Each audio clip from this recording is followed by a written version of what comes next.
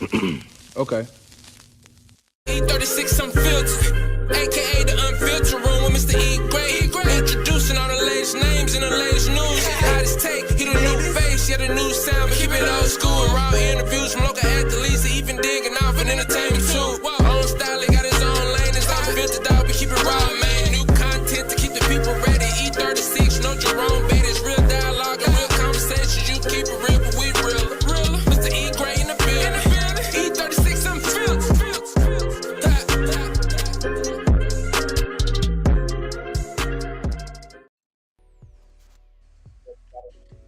It's your boy E Grade E36 Unfiltered Live Podcast. Guys, we are in the house with a special edition today, man.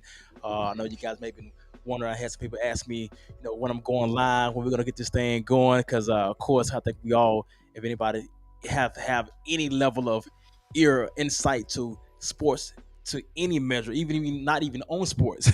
I even saw this thing on the CBS, CNN, Fox, everything, the biggest announcements.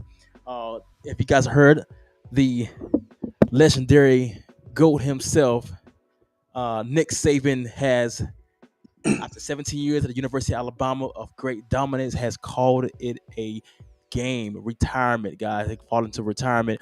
So we're gonna dive deep into that, guys, and everything that has, or I guess the domino effect of what has led since that has happened, guys. And but before I do that, guys, I want to make sure got a little change in pace. If you see this face, guys, I hadn't probably seen it in a while here, but I definitely know got his own show. He be rocking and rolling, guys. Introducing my man, 100 grand of the revenue of sports on the ones and two. How you doing, Corey Cobbs? E36, man, I'm doing great, man. Listen, I'm elated, man, about this opportunity, man, to talk about, man, the legendary Nick Saban. And, man, I hold Nick Saban in such high regards, man. I even had to bump out the crimson, man, just in respect to my boy. Even I'm a diehard Tennessee guy. Yeah, but respect he to the did. legend, man.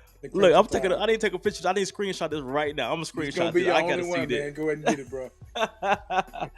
No, that's what's up, man. That's what's up, man. I appreciate it so much, man. You coming in here, filling in, jumping in, man. It's all family, man. So, if you also go ahead and give a quick shout out to your talk show as well that you do on a weekly basis as well. Listen, man, as the Reverend of Sports, man, Convos of Corey, we try to give student athletes a platform so they can understand what it is, because when they go to the next level, they're going to have a camera in their face. They're going to have a microphone in their face. So Convos of Corey wants to extend that opportunity to all student athletes, secondly. But first of all, also in doing that, give them an opportunity to express their faith and how it relates to athletics as well, and being a student athlete. Wonderful, wonderful, man. Yeah, that's what it's about, man. Again, extending that platform is what it's about, guys. So you check him out on his platform tonight. He is great. He gave us the opportunity to be able to come on in here, man. And filling also for my guy, unexpected Chris James, who you guys normally would see on this one on the platform, but he had to have some other obligation that he had to attend to. But like I said, without further ado, guys, we're not going to take much more of your time. Matter of fact, we're going to take no more of your time. We're going to get this thing started out here, guys, talking about and breaking down the outline for, like I said, man, this has been a groundbreaking, knock your socks off event, chain of events that has happened. So if you guys know Coach Nick Saban, his history and his retirement. So, Cobbs, I want to jump right into it. And also, guys, in the comments section, make sure you come in here, hit that like button, hit that share button, hit that like button, hit that share button. Also, when you come in here, you see upon entering, I want to make sure you guys hit that hashtag E36 followed by a thumbs up. All right, give us that thumbs up, guys. I see you guys coming on in here. Appreciate you. Drop your comments. This is open to comments, guys. We're open to comments, questions, everything as we kind of go into this thing, this embarking of the retirement of Nick Saban. So, Cos, man, kind of through for you, man. What was your first reaction, your first impression when you got there, when the news broke? What was you doing? Where would you at? What was your thought process about the whole situation? E36, man. When I first saw the breaking news of Coach Saban retiring, man, I can't even lie to you, man. It took me back, because I said, at this very moment, the GOAT, the greatest of all time in college football for me is retiring. And I know No all more. good things must come to an end, but I wasn't ready personally. I wasn't ready for Coach Saban to retire yet. Year in and year out, Coach Saban done so many great things through Alabama football, man. And just to see him go and retire, and move on to another chapter in his life is just really taking me off guard. And when Nick Saban retires, man, you look at it, we got a snowstorm. Nick Saban retires, we got a snowstorm. I mean, Yes, you yes. tell me. But man, I wasn't ready, man. I was really taken off guard, really taken back, and now it brings forward so many questions concerning Alabama football, which I know we're going to talk about. But for me, man, I just wasn't ready for him to go yet.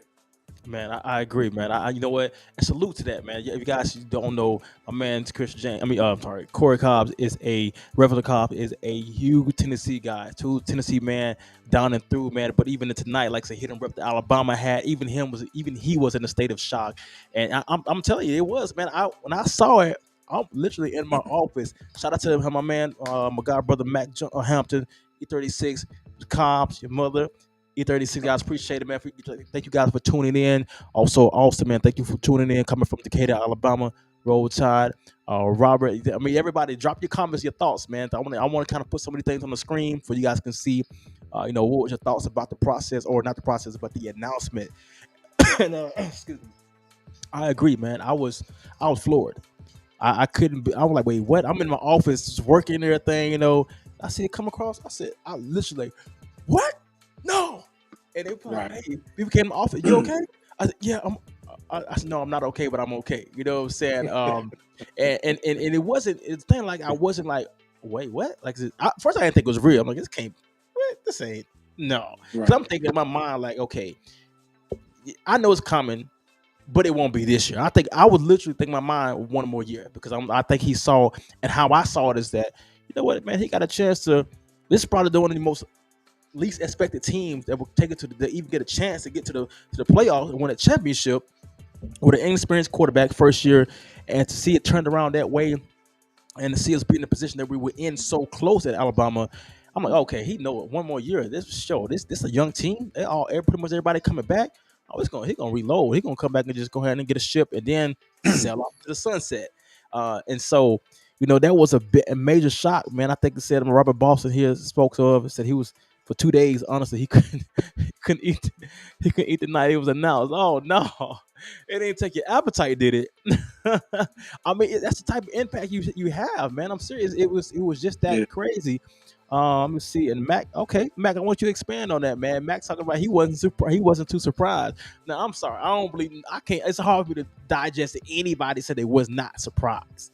Like, you know the GOAT gonna leave, but yeah, it was like unfinished business. It felt like, for the first time, to me, it seemed like, it was like, man, I see Saban is kind of actually enjoying it. He's like, he's really enjoying this process, actually enjoying this ride, and you could see that he wasn't, and it seemed like you could see him really adjusting to the way that the team needed to him.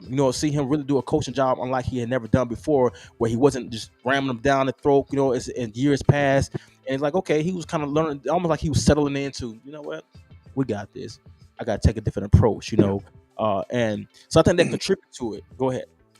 And one of the biggest things for me is this, and Mac, I agree. And this is the thing, when you talk about any football player, whether it's a 4-star, 5-star athlete, wanting to go to a dynasty football program and with goals and aspirations of going to the next level, going to play pro football, that philosophy ran through Tuscaloosa, Alabama, and the University of Alabama.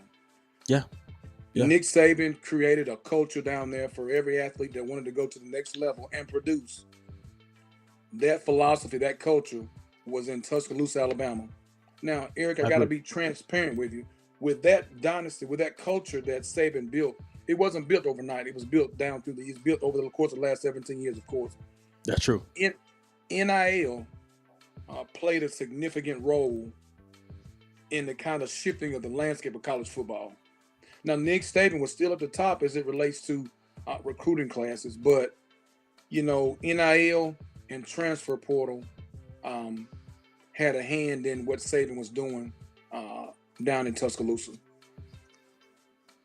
I hear you. You know what? I mean, I think not say that or not say that had anything to do with it, I think would be somewhat disingenuous. I think that, but I think above all, the age. I think it was the age that really played a more effect on it, because he directly spoke to, having to deal with, the 16, 14, 16 hour days at this age. It's like I couldn't keep up. It's the grind of the recruiting, and I dare to almost not put as much on NIL transfer portal. It's because we done seen him adapt and change so many times throughout the years that it's nothing that it wasn't like when it needs to be the ground and pound. They adjusted to more the up tempo offense. We never thought he would do that. Then going to the more pass happy type of offense, he brought in the necessary personnel as well as staff to be able to adjust to that.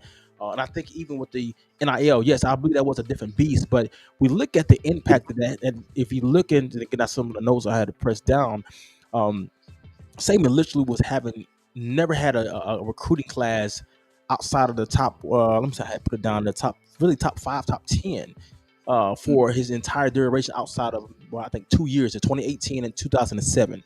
So the guy was finishing 7 years strong, number one and number two recruiting class, and he was going to have the same again this year, the number two recruiting class. So it wasn't like he was losing the ability to be able to recruit players in spite of an NIL deal. Even this year, 2024 class, number two recruiting class. So it's yes, you can say he maybe didn't like the direction, or people don't like the direction of how the the NIL deal and transfer portal is affecting. But I dare not say that he didn't have the ability or he lacked the strength or the fortitude to want to adjust to it.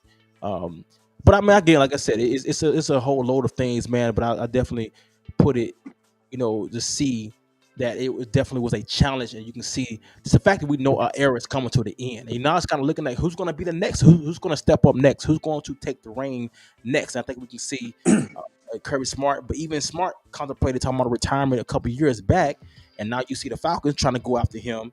Really trying to pluck in him. Harbaugh is going to be pretty much leave because he's getting interviews. So my next question kind of falls into how effective or what type of a level of effect do you guys see? And Kyle's posed a question to you that the NIL and transfer portal is taking upon our, I guess our last of the good old boys, old type system of college football. Right. You see, you see these trends kind of tending on where they're going to be like, I'm tired, or I'm going to the NFL or whatever. Yeah, because what happens is as a college coach lays a foundation from a recruiting perspective. Mm-hmm. Hey, if your recruiter comes to your house and says, hey, tells your parents, hey, listen, this is what we have to offer. This is what we want for your son here. I've been here such years. We've had this success doing this thing, and we believe that your son or your daughter, whomever, could be a part of this. They came to Alabama for the championship pedigree, and again to go to the next level. But now, with NIL and with the transfer portal, these kids can get an enormous amount of money, and it moves loyalty out of the way to say, you know what? I'm going to go here where I can get the money, and if I'm not being treated right, I'm going to leave and go somewhere else. If I don't think I'm being treated right, hey, I'm going to leave and go somewhere else. So what has happened is the transfer portal and NIL has taken morals and respect and loyalty out of a foundational coach's hands. You know what? You're right. I digress on that. You're right. That has been the change, and it's like I said, it's hard now. You're trying to sell culture. I'm trying to get money.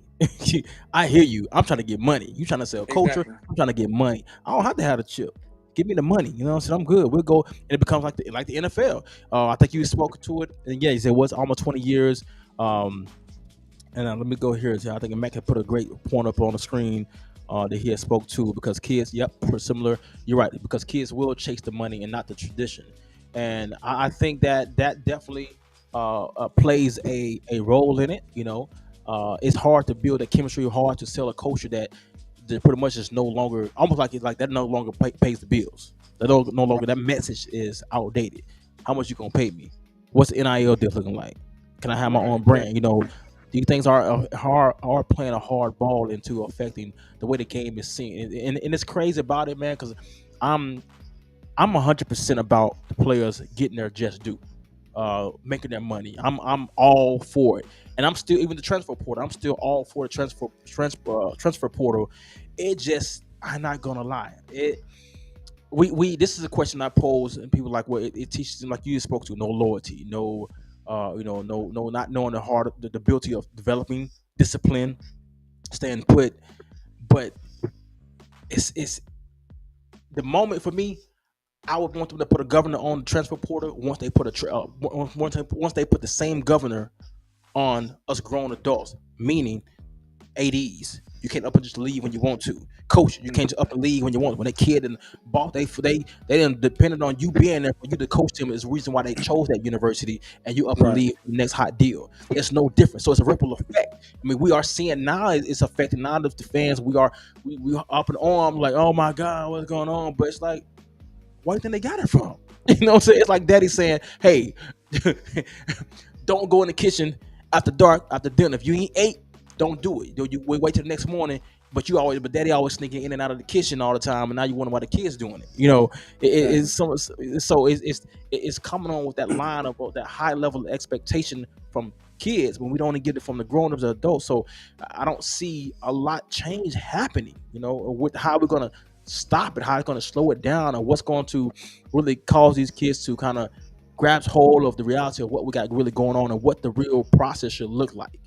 Right. Any And thoughts Eric, I, about I want to say this right now. I couldn't agree with you more. And until the committees that govern the NIL and transfer portal put some kind of walls on these two things, it's going to continue to change the culture of college football. True. That once was a foundational head football coach is going to have to be a shaker and a baker, a used car salesman. Yeah, And, you and, know and I what? want to Right? use, and I want to use, and I want to shift to this, and we'll get back. If you're not a flashy recruiter, and I'm going somewhere, then you're gonna struggle in your recruiting and in retaining recruits and players. If you're not somebody with a great story like Deion Sanders, if you're not a top line recruiter, if you don't have the flamboyance, if you don't have if your campus doesn't have a presence that You in Boulder, trouble. Colorado is currently offering, being led by Deion Sanders and what he's doing nationally with his You in social trouble. media presence, then you're going to struggle in recruiting. And Deion, Eric, I want to give you this footnote. Deion signed 5 high school players, Everything is and transfer portal. the predominance of his recruiting class or of his recruits is by way of the transfer portal. Yeah. So Yes. Deion is taking that and he is utilizing that because if you look at Coach Saban, the GOAT, and you look at Coach Prime, they're two different coaches. I think they Oh have yeah. the same. I think they say have the same overall morals and principles, but Deion is Your utilizing approach. social media, and and is utilizing the portal to his And that gets advantage. him paid. Kids know that he gets it. They know that he gets it. Oh, he already got a YouTube page, so he's gonna help us market ourselves just off just how high he market himself for us. My It's point gonna do exactly. it. I mean, this guy got Exactly. what he got his own pretty much got his own hard knock life on Hmm. his team, on his following. I mean, you can't ask much more exposure than that. I mean, and that's Exactly. absolutely right. You know, and that's a good and a bad with that. I think Chris James, he alluded to it, got it down here. Um, Somebody, used to be able to watch the game and be a fan of your team, be a fan of your school and watch the players develop. We don't get that anymore. You're right. I think those days are slowly but surely fading out. I use example. I was truly looking forward to seeing Isaiah Bond, who he's going to be next year at Alabama. I'm like, okay, this kid, okay, he's carving out some a great opportunity to be able to really make some things happen. And Hmm. unfortunately, before we know it, now he's gone. It's like, yeah, I'm out of here. So you almost can't even really get too attached. The reason why one thing I love about college football, just kind of talking about me personally, is I can really settle in on a team that I really like. Okay, I know I'm gonna get 3 to 4 years out of this player, and it's gonna be that the coach is gonna be the same. I ain't Right. gotta worry about them getting bought off waiver or a hold out of this and that, which is what you Right. see in the NFL. And now it is becoming that. And again, like I said, I'm not one that's gonna say, no, the kid got to stay put. They should stay put because I mean, shoot, you can tell a kid on academic scholarship, whatever, this academic that he got to stay at that school to all his 4 years. No, they transfer all the time. Exactly. So you can't take that away, but at the same time, I definitely would say it's putting it's a tough business. It's becoming a real tough business, man. And like you said, it's becoming really about who has that mouthpiece to sell that Who has school most sell, but edge? Right. really you're not even really selling the school as much. You selling what the booster can do. What kind of endorsement you got set up? That's the kind of conversation that you are having now. You know what I'm saying? And that's crazy. And I couldn't agree with you more. And this is the thing, Coach Prime, his personal brand Hmm. speaks volumes. So when we're talking about a guy that E36, and you'll understand what I'm about to say. If Coach Prime comes and sits down in your living room with your mom and your pops, and he's gonna eat the neck bones and the collard greens and the cornbread with y'all, and he says, "I want your son," you send him like he's mentioned. If you send him away as a boy, I'm gonna send him back as a man. He's Mm, gonna instill the morals and the principles as yes. a brother of color, and he's done it all on every level. You talking about an option quarterback in high school, an all-state cornerback, averaged 30 points in high school. You You talking the guy. about a track Baseball, star, track. football at Florida State. We talking about a Super Bowl champion. Got a yellow jacket. I mean, what else? Who else do you What want to can you ask glean for? from? Who else do you? I mean, who else can top that personal sales pitch as a college football head coach? Look, and he knew how to manage it in both sports at the highest level. Exactly. This guy scored a touchdown and hit a home run in the same week. I mean, not too many people who can top that story out there. And that's just that. And, look at. I'm gonna jot off a stat. That's what was so impressive. No longer, and it's still. Okay, I'm not gonna say that. Coach Saban still, when you say his name, it still resonated. That's why he was able to continue to be a thrive even in the NIL transfer portal days. But Definitely. no longer still 17 years at one school. Rarity. That's not going to happen. We spoke of almost 20 years. 10 winning Right. seasons or more, 16 straight seasons. 117 and 18 record in the SEC. 292 wins, 71 losses, one tie, and 28 seasons as an FBS head coach. Top 10 final rankings in 16 of the 17 seasons. 49 first rounders. And guess what? What they gonna think about at the end of that? At the end of that moment? Okay, dang, cool. That's a winning culture. Okay, so what kind of NIL deals y'all got set up? Right. What endorsements we got going? Exactly. That is a question that either the kids gonna ask or the parents gonna ask. You know what I'm saying? Like I think about when I look at Isaiah Bond, when they told me that dude put up in a Lamborghini, I Hmm. said, "Oh, he done. That about him. It's over. He ain't coming back. Yeah. It's over. A Lambo, man. It's over." You know what I'm saying? Hmm. But I'm gonna kind of move on to the next segment. What's tough about that is that you're selling kids the riches, all the jewels and the riches and things, but the discipline, the Yeah. hard work, the long suffering. I'm not saying you gotta stay 3-4 years, but that's where it's hurting a lot of these schools at. Is where no longer you can still get the 5 stars, but how many 5 stars are you gonna be able to keep now to even convince them to stay more than 2 years? If they don't get the field within the first Right. year, I'm out. 2 years, Hmm. you get 2 years max for them to maybe get on the field. That third year, you counsel Christmas. They deuce, they out of there. And Right. that's that place of that development being lost, the lack of development and patience. And that is the way of the Alabama to Georgia, the Ohio States, the Michigans, where I think it's going where it's kind of helping the college football landscape because it's spreading out more. But at the same time, there's no more depth. It's harder for teams to build depth, and eventually those teams are going to feel the same thing. It's going to be very more harder to build depth and development because you don't have that. Right. So that's a big thing, man. But I want to segue into a thing for me, man. That is, um, you know, before we get off of Coach Saban and kind of roll into the new coaching staff that has been assembled at the University of Alabama. Let's kind of talk about one of my personal perspectives, man, and what I was thinking about, not my stock, but also like, man, the memories that I still have that I was able to be fortunate enough to have with Saban. And Hmm. I remember my first time really having an encounter, that I really personal encounter with Miss Saban was Miss Terry Saban. Start with her first, because without behind every strong man, there's an even stronger woman. Um, Yeah. so with that being said, um, I remember it was the bowl game my last year. So we was going. Oh, I see no more bowing, no more stoop. I'm gonna get right back to that. Stick with us, Mac. I've seen that. Tell you about that story, man. About these all these goats. That's pretty much no more. But anyway, so we going to the bowl game and be very transparent now. Y'all hold your seats now. Hold it down tight. Anyway, so the season's about to end. We go to the bowl game. I'm excited about that opportunity. Oh man, okay. I didn't mean to take. I didn't take him off the block list. I apologize for that. I had an accident on my system here. I apologize, guys. All right. Give me a second, guys. Get you guys back up and going.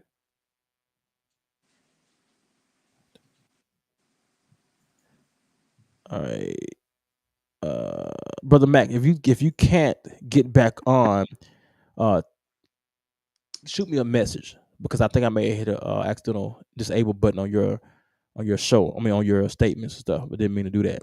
Anyway, so we're going to the bowl game. Okay, going to the bowl game, and I'm on there early. I get my bags on there. We got like 6, 7 buses going to the airport. Northport Airport in Tuscaloosa. Get ready to go to the bowl game. I'm excited. I'm like, okay, man, it's gonna be a good time. For the bowl, getting it going. And I put my stuff under there. I'm sitting on the bus. I got my, at this time, iPod. It was an iPod. Y'all remember iPods? All right, iPods. I'm listening to my music, and I started feeling a little something, not feeling too great in my stomach. I'm like, oh, this is, whew. Look back in the back of the bus. I'm like, yeah, this ain't that type of occasion. I got to do a little bit more than this. I got to get comfortable. You know what I'm saying? So I get off the bus, and everybody, I'm early. So I'm like, okay, I'm good. I'm early. Don't remember the exact time we're going to leave. I'm like, we got about 15 minutes, 10 minutes. However, got enough time. I run back into the building, and, I get undressed. I'm setting my stuff off. I do my thing. I'm over, got my iPod going. And, of course, anybody know me, I'm listening to Tupac. I'm a Tupac guy, either R&B. This time it was Tupac. I'm over here jamming, so I'm not really hearing nothing. I'm in there, feeling good. And all of a sudden, I take my earbuds off, and I'm like, man, put my earbuds back in, continue on. Then maybe a few moments later, I take my earbuds off again. I don't hear nobody in the locker room. You hear somebody running across, laughing, so I'm getting there. Like, let me go ahead and get myself ready together. I can do what I gotta do. Get the hands out clean. I'm going to the bathroom. All I can do is look out of Miles Athletic Complex, and I see buses going, white buses moving. I said, "Oh God! Oh no! I'm running out the door. By the time, the worst thing about it, all I saw was one last bus go by. I'm thinking it got to be more buses. No, buses was gone. I'm like, oh shoot! I'm trying to run behind it. I'm like, I done got left. Now I'm think about it. I'm trying to get to the bowl. We playing Louisiana. It's no way I'm not gonna drive. I can't drive my car down there. If I get there for what? If I'm not there when the team was there, Saban, you out, you go. So I'm like, oh, what I'm gonna do? What I'm gonna do? So anyway, lo and behold, I'm over here panicking. I'm just got my head on my head. I'm like, oh, this is gonna be bad. It's gonna be very bad. I'm gonna get embarrassed. I'm not gonna make the bowl game. This and third. And thankfully, comes down out of the Malmore building into SUV. Who is it? No other than Miss Terry Saban. She looks like, she said, "Baby Eric, what you doing?" I said, "Miss Saban, I'm sorry. I missed the bus." I said, "What? How did you miss the bus?" I'm like, I was, I said, I was, she said, "Oh, never mind." Okay, she said, "You know what, babe, don't worry about it. You know what? We're gonna do something for you." She's going, "You gonna hop in with me?" I said, "Wait, what?" She gonna hop in with us. Got her SUV, man. Got me an SUV. I'm saying, "Oh my God." So, okay, thank you so much. So she riding me to the airport, man. I'm riding with Miss Say. We have a conversation. We just chilling, but I'm not really talking because I'm just nervous. I'm embarrassed. I'm thinking she gonna tell Saban, on me, like I had to help him out for getting saved and all this, that, and third. And so we pull up. She said, "No, before we pull up, this is what we're gonna do. All right. I want you to go ahead. We're gonna pull up. I'm not gonna tell Nick." She called Nick. "I'm not gonna tell Nick. All right. I want you to get out the car. Wait till they all pull up. When everybody get out, you just get on out. And you just go ahead and grab your bag and keep it going." I said, "You think it's gonna work?" She's like, "Yeah, I know. I know." She said, "Matter of fact, I'm gonna call Nick." So what she did, she called him to kind of distract him as he getting off, so he's not really necessarily paying attention. And she's like, "Just wait for a moment, stay in the car for a second." So she's telling him that I get out, go get my stuff off the bus, and go. "What man you talking about?" I said, "Yo, you." I said, "Miss Sam, I thank you so much. Oh, I thank you so much. You saved me. You saved me." I gave her a big hug. She said, "All right, now go. You gotta get going. Get going." She said, "It's okay." That's my Miss Saban story, my Terry Saban story, man. How she saved me from getting banned from the bowl game. My bowl, because there's no way I would have been able to live that down because they weren't hearing that. Uh, so that was my experience with Coach Saban, Miss Saban, man. Like a lady did to my heart. Like I said, she was a mother. You know what I'm saying? Because I'm over here like really panicking. I probably had tears in my eyes and everything. And she's like, "It's okay, it's okay. Just jump on the back of the car with me. Come on, we coming, we going." And saved it. Now go a little further. My Coach Saban story, man. One of my many times having a conversation with him, but one of my last times as a player was after the bowl game. We had won, and was heading back. Um, to the airport. And so I'm sitting like a couple of rows behind him, and he looked up like, Eric, I want to talk to you. Come here for a second. So I'm like, oh shoot, okay, what's going on? Like you don't necessarily want to have a conversation with your coach. You sitting right beside him. He sat on the very front row of the bus. I'm like, okay, all right. So we sit down, we talking, have the conversation, and in the day he was like, let me tell you how much what's your next plans and this that. I'm like, hey, I'm just continue to try to play, do this, that, and third, and um, you know, um, then he's like, you know what, I want to stop. I want to tell you something, man. I enjoyed you very much. What you did for the team, being a leader of this team, and um, I think he had mentioned, oh, you're telling me, man, if I wish I had some more time with you. I said, well, I would have moved you to running back. I said, I caught some of your highlight films. I caught some of your tape. You was a running back. You should have been a running back. I'm like, no, you're thinking, I'm like, how you see some of my film? I don't know where he got it from. He seen it, but having that moment, man, a coach, and so he broke it down to some of the attributes that he saw that could have been contribute to the team, as well as my number. He said, I know the number you wore, West Morgan, small town, and to have that type of conversation with him where I'm like, we done been together numerous of times, and just to have those moments, and then we just started talking about life, man. We just started talking about life after sports, life, what he's gonna do after the season, um, telling me about how he used to play quarterback, in his day and Mhm. everything. Of course, I didn't never know until now, literally like a couple weeks ago, that he was pretty freaking good. I heard him say it, but he didn't never go into depths of it. But this those kind of moments I remember, man. And then last time I even come to his camp, I told him, hey, I got my son. I said he's not here yet, but he'll be here in December. Of course, it was in oh, it was last year before, yeah, yeah. So he'll be. I said he'll be here. So the next summer, he about a year. I'm a year and a half. I'm gonna bring him. I want you to meet her. He's, oh, absolutely. Break it. We'll get a picture. And I joked with him. I said, he gonna be trying to hope you can recruit him in a few more years. And of course, he laughed. He said, I don't know, be that many years now. He said, no, I don't think it's gonna happen there. And, and we joked and laughed it off. And then unfortunately, of course, he made the decision to call it retirement. So this summer, if I do decide to come back down there, it's just like not gonna be a chance to take pictures of my son. It was something I would have enjoyed, man. But just having those moments where he still reflected, he still remembered after all those years, man, was something a blessing. Like I said, man, something I hold dear to my heart, and I know that I left out of there being a better person, a better man. Um, because of all the things that Coach Saban contribute, and then also in addition to the remaining other staff as well. So I'm forever indebted, man. So I definitely want to salute out to him for that. Okay. All right, guys. I just want to kind of give you my feel good story, so to speak, about the goat. Man, I hadn't want to let that moment pass by, and it's been saving that she has become a very like almost like the first lady. You know what I'm saying? Definitely. Here and especially in the college football world. Okay, so we got you back in here. Are we gonna segue to the next segment, guys? Let's look into what we're talking about with everything that's happened with the new hire, Kalen DeBoer. Uh, my question for you guys, man. What do you guys know about the decision? What's your thoughts about it? Do you feel it was a good hire or a bad hire? Or as the segment says, was it a quick hire or the right hire? So I'm gonna kind of jot off some of his information about this guy, man. He has a pretty impressive resume. I think he became very well known to those who did not really know him this season, and me included. When he took Washington to the national championship game and was favored, as I thought to be favored was Oregon coming out the Pac-12, but they was able to defeat them 2 times in the same season, which was no easy feat. Now overall, he was spent 2 years at Washington with a 104 record. I'm sorry, 25-3 while he was at Washington in a 2 year stint he was there, and overall he got a record of 104 wins, only 12 losses. So let me tell you guys again: do you guys feel that it was a good hire or a quick hire, or both? Eric, man, Feel like I initially. gotta chime in on this one, man. You're looking at the situation. You're going into the spring, smack dab in the middle of recruiting, preparing for spring ball, and you have a coaching change. you got to get Mhm. somebody in the driver's seat quick. Yes. And I understand Matt Moore's sense of urgency as it relates to getting that role filled quickly because it's the face of the franchise. In doing so, um, other athletic directors were very smart. They're very crafty. Hey, Mike Norvell, we're not going to let you go. We're going to give you a raise. Sark, you are the Mm-hmm. man over here in Texas. We're going to give you a raise. Kirby, you're not going anywhere. You are a Georgia guy for life. They weren't So, playing.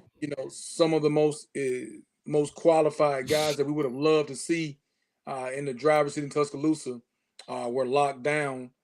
Even Danny Lanning out in Oregon, they said, hey, we're going to make sure the grass stays a whole lot greener here for you as well. So uh, I give a shout out first of all to athletic directors that knew they had a good coach that could potentially be leaving to go to Tuscaloosa. They locked him down, and I Yes. think at that particular time, um, he was the quickest and he was the safest hire for an immediate move forward condition down in Tuscaloosa.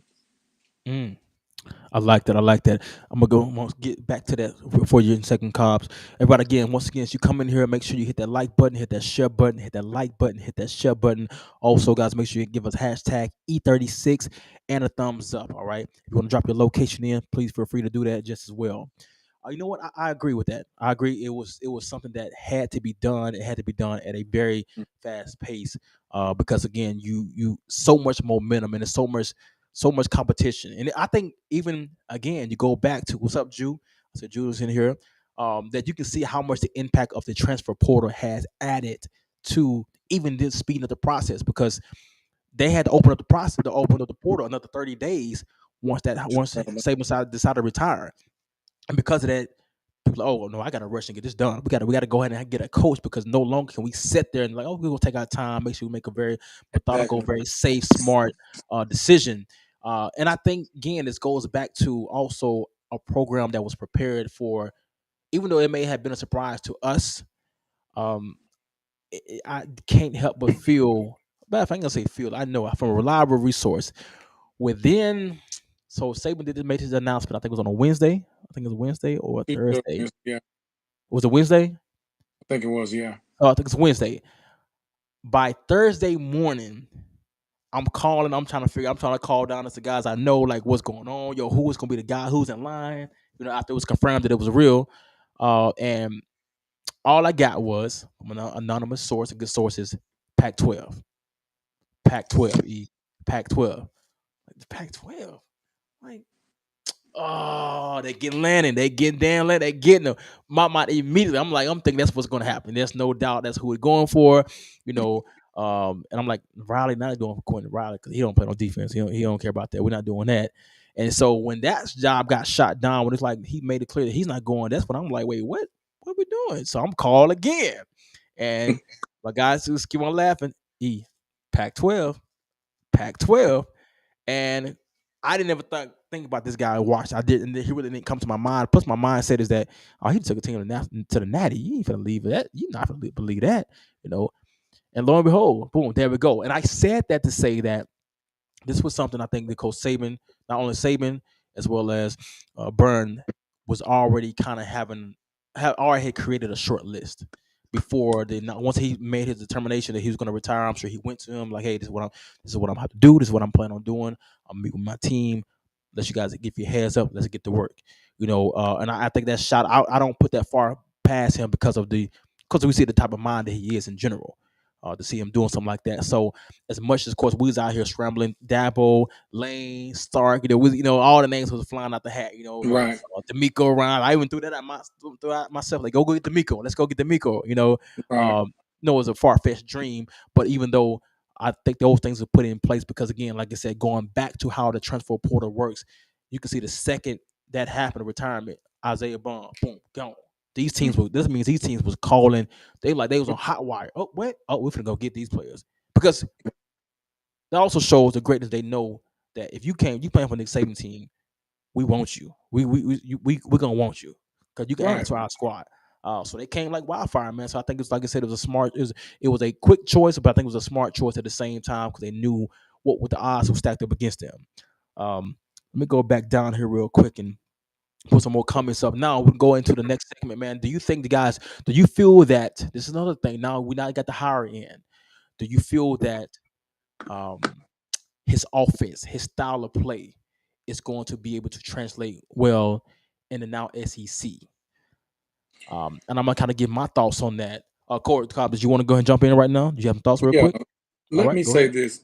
I really believe that um, his offensive style will definitely be a benefit to the Crimson Tide offense. When you take a superb quarterback such as Jalen Miro, with all of his capabilities and all his abilities, and you open up the passing game, in which I really feel that Reese was not able to do for Jalen at times, and Mm-hmm. you insert this Washington Huskies offense into the Crimson Tide, Alabama Crimson Tide personnel with Jalen Miro at the helm. You take it, you insert his ability, his skill set in that offense, which will further highlight his capability to be able to pass the ball Yes, and his ability to extend plays and even run the ball to be secondary. It makes the Alabama offense even more dangerous. I agree. I So I agree. think that it's a mass benefit, man, to the Alabama offense. I really do. You know what? I love it, man, and I take that on. I think the same thing, man. I think, and also a shout out to Alicia Pruitt. She stated that this was I didn't know this part now. This was confirmed that that's the OC for Washington was the OC that Saban actually wanted prior to even getting Reese. So that mindset, and you can see that's definitely a connection.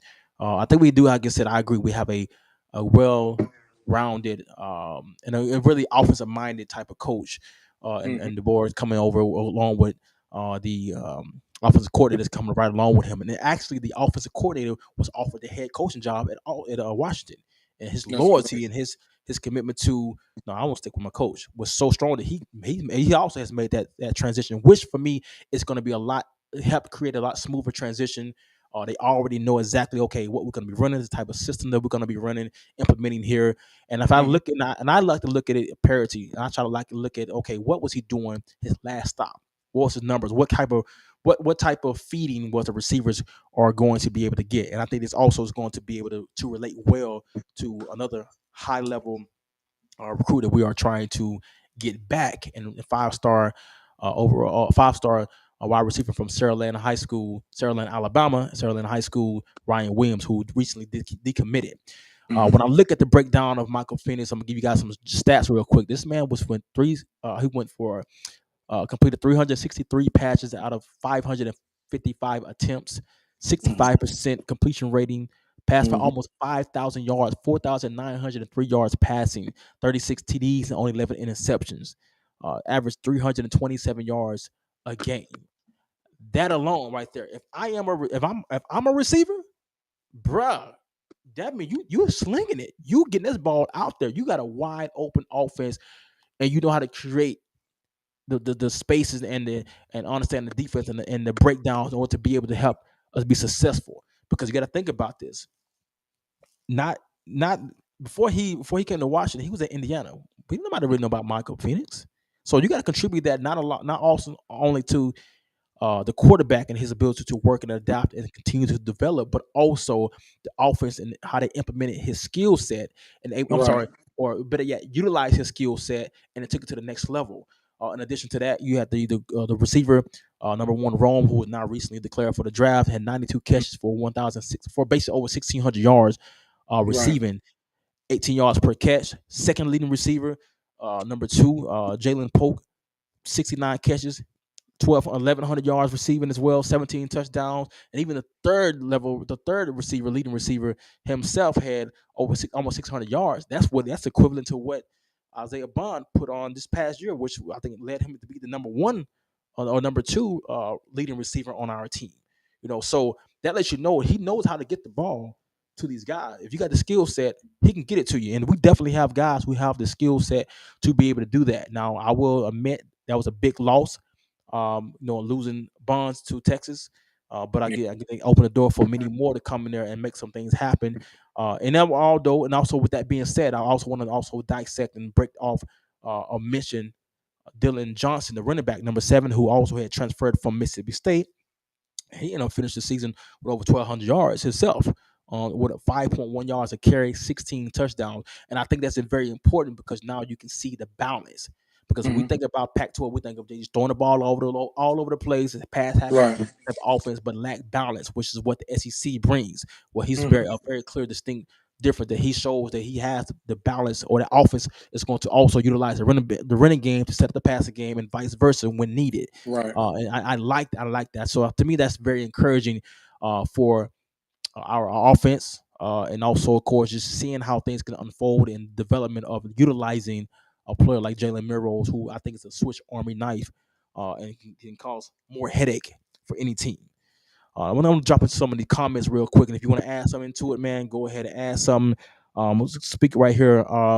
Alicia had put down in here on her comment section. I went back up. All right, so I'm gonna read this off. The biggest thing will be defense, because Pac-12 defense not gonna work down here. I think the co-defense coordinator we got yesterday and today were smart, low key hires for recruiting and keeping a competitive defense, and I couldn't agree more. I think Hmm. I was happy and pleased with to see that this guy had some down south connections coming from South Hmm. Alabama, and kind of understand. Okay, this ain't no high flying. Well, we don't play no defense now. We got to have defense in this conference. And Right. also, like you said, understanding the landscape in the demographic.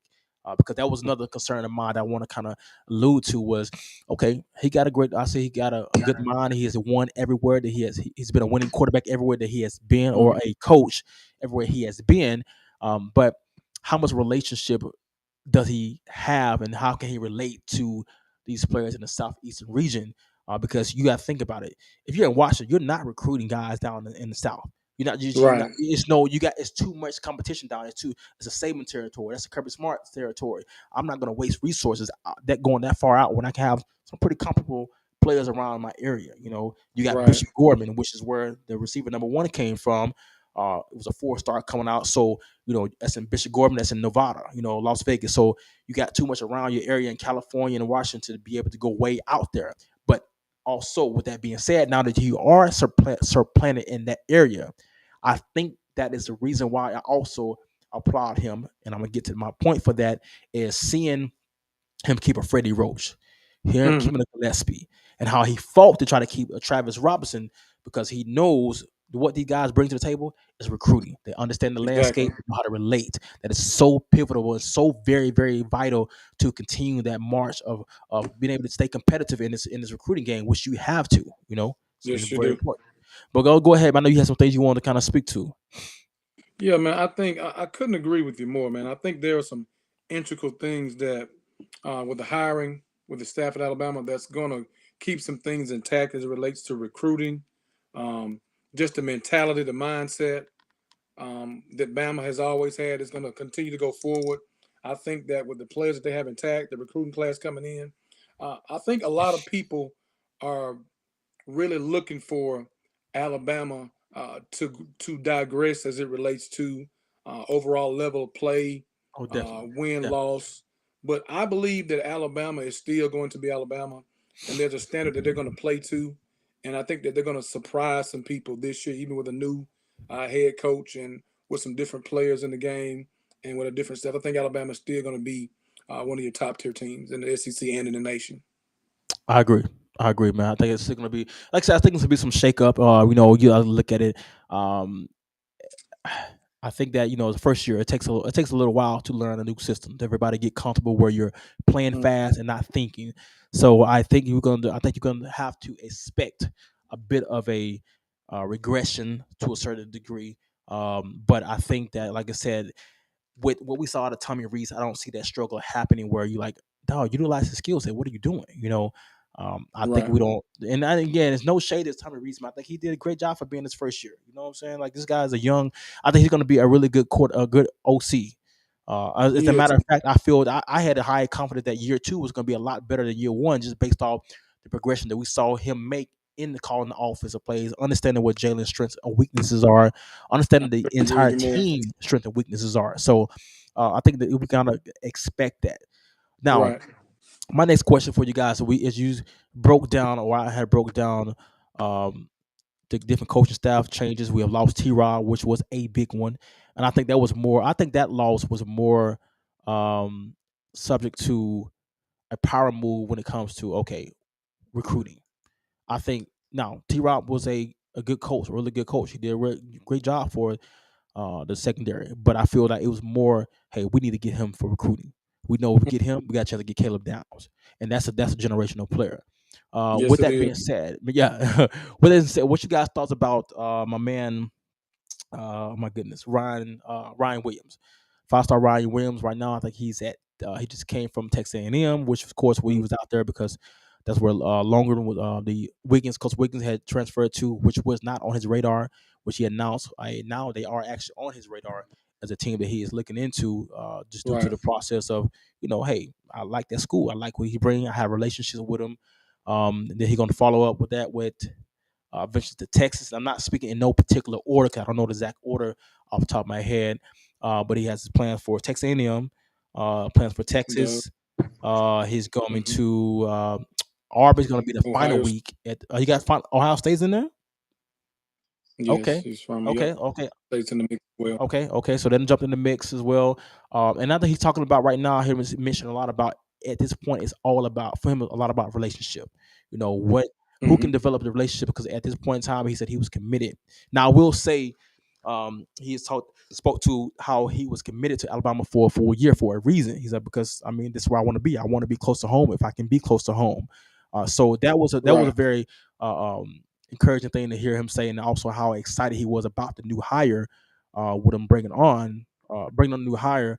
So that was a good deal. He's talking about he really impressed with the hire that Alabama made, and also the OC and things that he said they have made him a top priority, and how Coach DeBoer has spoken that the type of offense that he's going to run, that he can play a very very important vital role in an offense. So he definitely has Right. not closed the book on getting Ryan Williams. But I want to ask you guys. So with that being said, what do you think he ultimately ends up?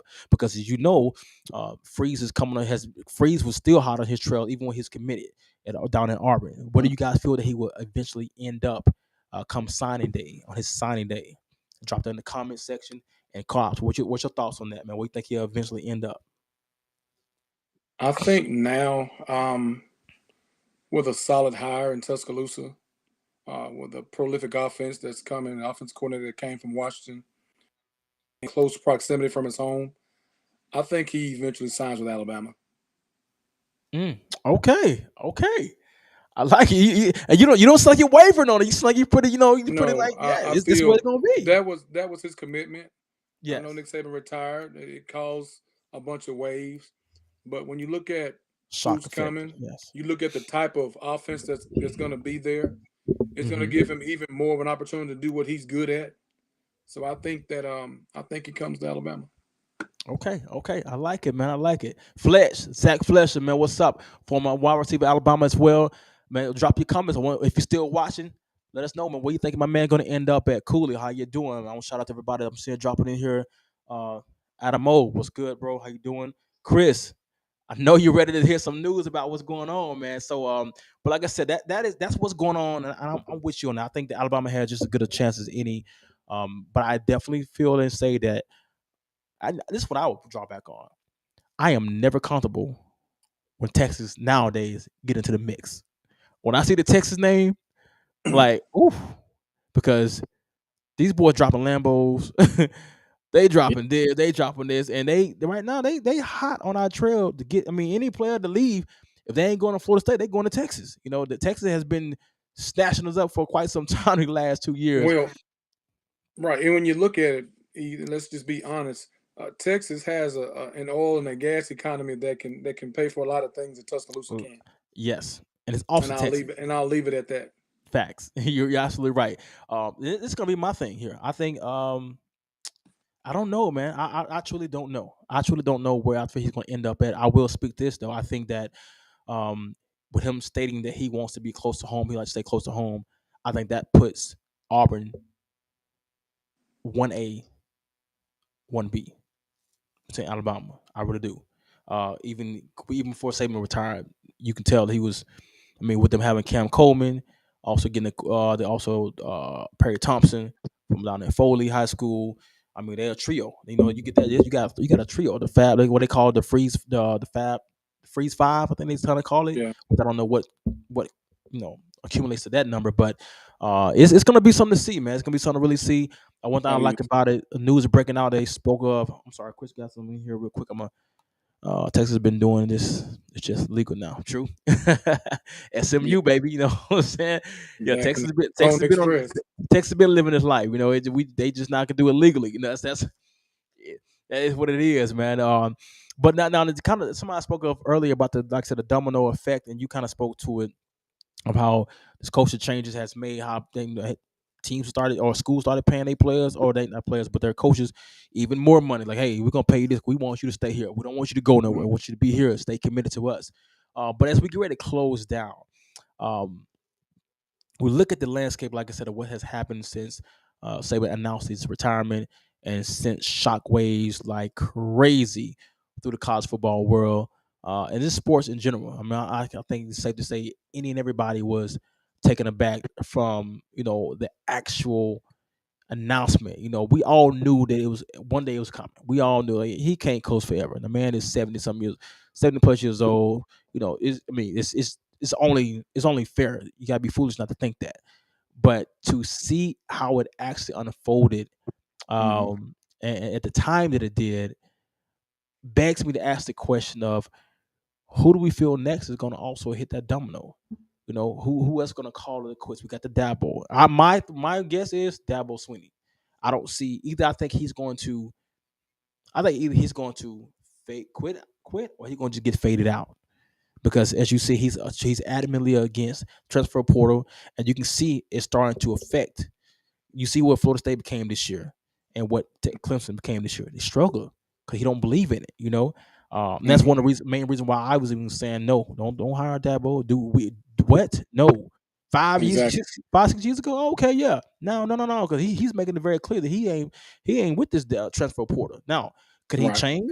Absolutely. I think if he want to stay in this game, he will have to change his mindset on NIL and transfer portal, or else he's gonna be like a dinosaur. He's gonna be faded out, and they're gonna Clemson gonna write him out. All right, we gotta keep on going, new direction, keep it moving. Thank you, farewell. That's just what it is. Um, Let me see. I think we spoke of it here. Got another comment. Mac Brown. We got Mac Brown. It's like the last remaining coach from. Oh, I forgot about Mac Brown is still in the game. Over in North Carolina. That's true. Yeah, good one, good one. You know what? He's right. Oh man, Mac Brown, He's over in North Carolina. Harbaugh's like he's gonna be gone. I just saw the feed drop off that he has again been interviewed for the Mhm. coaching job hire. I think with the I think it's Chargers or somebody I saw. Yeah, it So I was. It mean, was. was the Chargers? Okay. Yeah. So anyway, that's what we're looking like, man. So I want you guys to drop here real quick. Last thing before we head out, is to drop in the comment section your prediction and wins and losses for Alabama this year coming up. So with Ooh. that being said, I want to kind of throw some. I'm gonna throw some of these. Yeah, I know. I kind of draw a little juggernaut for you guys. I want to see what you guys come up with now. Don't Ooh. think I ain't gonna be looking at these records. Now we I got start to off. put something on this one. That's it. Do it, Woods. What's up? Oh my goodness. Got somebody coming on in here watching and checking it out. All right, so what I'm saying we got Western Kentucky, August 31st, open it up, USF. Then we go to Wisconsin, followed by Georgia at home, at Vanderbilt, South Carolina, and then this is where the gauntlet gets real. We got to go at Tennessee. Well, first of all, South Carolina's not going to be just easy walk in the park. They're going to play tough, even though we get a chance to play them at home. We got to go to the Vols. My man at the Reverend Cobb spot. Missouri definitely showing to be themselves a formidable foe in the college football world in general. Then we got to go at LSU. Got to go back at LSU. That's never an easy place to win. We've got a quick little break against Mercer. That should be a win. Then we got to go at Oklahoma. Finish up with Auburn. So just looking at this schedule right now, guys, I see from October the 19th down to the 30th, we have that is 1, 2, 3, 4, 6 games, and out of them, I'm expecting three, four, maybe even five of these teams being uh, in the top 25 ranked teams at that point in time. So no cupcakes, and the fact that we are playing at Oklahoma right before we play in the Iron Bowl, whew, mm, that's gonna be something. So yeah, drop in the comment section, guys. What do you think the overall record would be at the end of this year? for this 2024 season, and will the dynasty continue? I'm gonna give you guys a few moments while we do that. I'll make a few more announcements as we drop in here. Okay, so we got woo, 11-2 Cubs. You okay? Look at you. You playing with my emotions, man. You playing with my emotions No, today. I think you playing my emotions over here, but I'm all right. I like it now. I'm Uh, serious, man. I'm 11-2. okay, 11-2, 9-3. We got 9-3. Sorry, I got to take this off. We got 9-3 showing here for oh, took her record off. Got to take her back in here. Felicia, she got a 9-3, showing and still making it to the 12-team playoff. Okay. Xavier Wood says, so now we got the jokesters here. Now the playoff is over. Our dynasty is over 7-5. Who is the five Ooh, losses coming to? Who would have became Auburn? Like what? What is ooh, this? Oh man, you got me cracking up over here. You got me cracking up over here. Oh man, I think I took some out. I took Alicia out of here. I'm sorry. I hit my hands got my thumb finger got a little too clicky. Um, that's hilarious. That's very funny. man, what? Today we have 7-5. Now you understand we ain't going back from we still got dogs. I mean, come on, we ain't hired no Brian Harson and then what we doing here? Ah, Oh man, my okay. man's gonna be looking for you. Oh yeah, they yeah. Oh yes, most definitely. Here we go. That's it. It's a total coach and player overhaul. Yeah, there we go, Christian. You're right. We got some haters in the building. We definitely got some haters that came up in the building. Most definitely. I mean, players transferred. Oh, now transfer doesn't happen plenty of times. Now we looking at the transfers. You got to look at what the transfers. Who is transferring out of our team? The only legit starter we have lost out of the transfer so far is Isaiah Bond. Yeah, Isaiah Bond. That's the only player that we have officially lost to the transfer portal. Now we got Amari Nye Black, um, who was also into the portal here very recently. But that's really it. We still got the running back in the game intact, with the Richard Young and sorry, Jam Miller and Justin Haynes, as we saw in the playoff game. Like this guy he's going to be right. He's that boy. He's special. He's special for a reason. Coach Saban said he was special for a reason. They've got Richard Young back there, receiving core, pretty much all come back intact. They were starters. No big losses, big name losses that we had lost out of that team. I was just disappointed in seeing Malik Benson leave. Not because he's gonna be a big haul loss for us, but like I didn't see the kid. Like I just the expectations of what I saw that he would become, it did not happen. And it was just very surprising. Very surprising. Exactly. Speak to Alicia. She got a comment. People act like we are like we are new to this. They've not changed. They've not catching us on a year where we just got off probation like we did back in the early 2000s. You're right. Those days so we not getting that. Now Florida State on the other hand, let's speak to them briefly. They are on that. They have gotten hit with a 2-year probation ban. As a matter of fact, Mhm. this is another thing real quick. Just kind of off topic. Do you know? I'm like, dang. Do you know how hard you got to be going to get put on NCAA probation in the era in the NIL area? Like, God, dog, bro, what was y'all doing down there? Like, what y'all buying folks duplexes or something? Like, what was going on down there for that to happen? Um, Hey, but I know you yeah. were talking about Ryan Williams. Did you get this notice about him making a surprise unofficial visit to meet with DeBoer last night? No, I did not. No, I didn't. Yay, let's talk about it. I know he has spoke about being happy, excited, but okay, now this is good breaking news, man. Give that court cop have the floor, man. You got this. Have the floor. Read to what you got. So we got Read us what you breaking got. news here. Breaking five-star Ryan Williams reported to have made a surprise unofficial visit. This was 16 hours ago. Visit today to meet with Coach DeBoer. Williams recently decommitted from the Tide after Saban's retirement. Eric, I just believe E36. I believe that this unofficial, off the record visit that leaked kind of shows up what I believe that he was going to go. He's going to commit to Alabama and sign with Alabama on signing day. Well, you know what? That is some good news. that is some very good news that he made that type of decision. Like I said, a surprise visit. So that means it wasn't something that they may have asked him to do it. He's like, okay, yeah, I'll come. Or he just reached out to him. Hey, I want to come down. I want to talk to you. Either way, that's a very very encouraging sign, man. It's like I said, I feel if we can. I'm gonna tell you that if we don't end up ultimately sign him, I will be very honest and transparent that is a big loss. This Me guy too. is I'd be surprised. Well, I'll be he, surprised if he doesn't sign. Period. I mean, dominant team, close to home. I mean, even though with Saban retirement, I think the quick hire, the adjustment still says, "Hey, Alabama's going to be Alabama," and I think there's really no reason for him not to go. That's what it is, man. That's what we're gonna sign off on, guys. We appreciate you for your time, man, everybody. We getting up out of here. Again, this is the big announcement. We had to come and do an impromptu, breakdown interview. Man, I can't thank enough for you guys tuning in. We had a good number of guys. You guys kept on plugging in the comment section, keeping it hot, keeping it festive, and I very much appreciate it. My man Chris James also plugging in, man, from wherever you are, man. Make sure you guys get back safely, guys. Chris James, of course, normally be my co-host on the show. He couldn't make it today, but he still was able to kind of tap in and kind of give his commentating, man. So I appreciate you very much. And last but not least, man, the Reverend Corey Cobb, Reverend of Sports, my man Corey Cobb, man. I thank you so much for your time, man. Give us any last words that you have for us. Yeah, man. I just felt good, man. I enjoyed it tonight, man. Listen, even though I'm a diehard Tennessee guy, man, I just still believe that the prominence and the dominance of Alabama, man, is still gonna move forward, man. Post Nick Saban. I believe it so much, man. I had to bump the old Tide hat for you, man. I love it. Yo, I got a quick video for y'all guys. I'll stay put for just a quick second here in the memories of my man, the GOAT himself, Nick Saban, his major last hurrah. And not last but not least,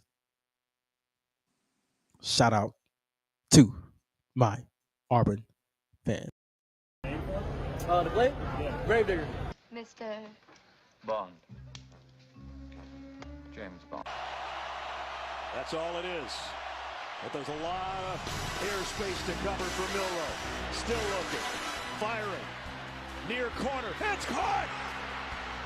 Touchdown, Alabama! Isaiah Bond! On a 4th and a mile! We always keep thinking we've seen it all, and we never have we? Bond! Isaiah Bond! Unbelievable!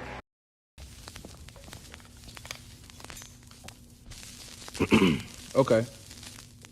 36 unfiltered, aka the unfiltered room with Mr. E. Gray. Introducing all the latest names in the latest news. Hottest take, he the new face, yeah, the new sound, but keep it old school. Raw interviews from local athletes, even digging off in entertainment too. Own style, he got his own lane, it's unfiltered, dog, we keep it raw, man. New content to keep the people ready. E36, no Jerome Bettis, real